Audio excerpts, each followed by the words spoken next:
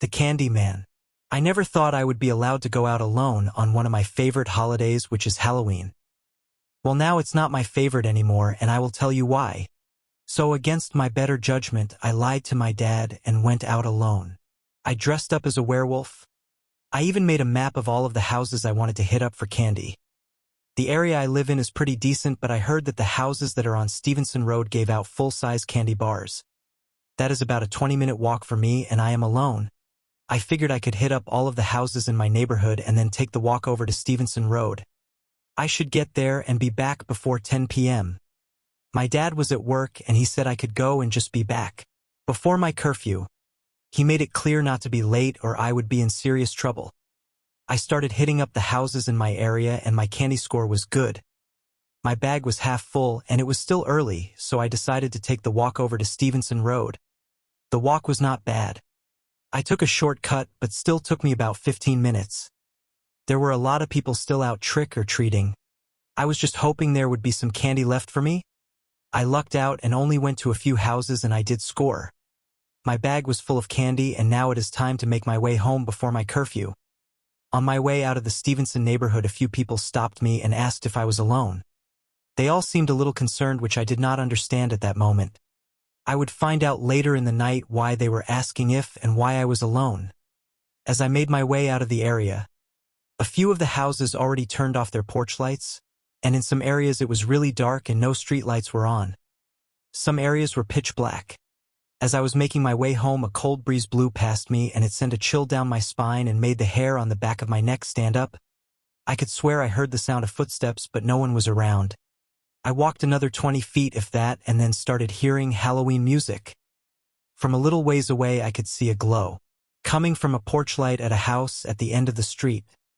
I got to the front of the house and made my way up the gravel driveway. I should have stopped there, but I kept going. I made my way around the corner, and there you saw it.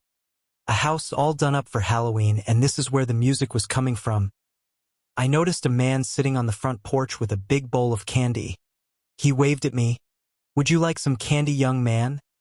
He seemed like a nice older man. He must have been in his 70s. I looked at my watch. So I had some time. I made my way up on the steps and the man stood up to greet me. He chuckled as he reached out and then stopped suddenly. He was like, "Oh, how did I run out of candy already?" He said I would have to get some more from inside the house. He started making his way to the front door and then turned to me and said, "Why don't you come in?" I didn't think anything about it and walked into the house.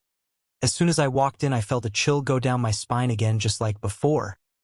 I closed the door behind me, and that is when I knew I messed up. The man turned to me with a weird smile and said, "Why don't you sit down? I will be right back with your candy." I waited there for a few minutes and then started to notice a weird smell in the air. I could hear the man shuffling in the other room, and then he said, "Young man, could you come help me?" I stood up and made my way over to the room he was in. Walking down the hallway, I got the same strange smell again. I turned into the room the man was in and then looked down at the floor. It felt like I was walking in something sticky.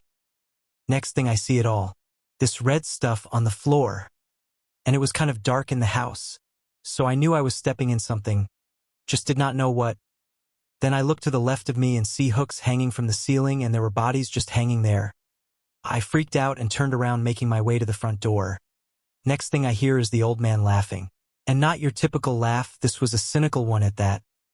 I heard someone from another room in the house yell, "Run now. He is evil." I ran out of the house and down the long driveway.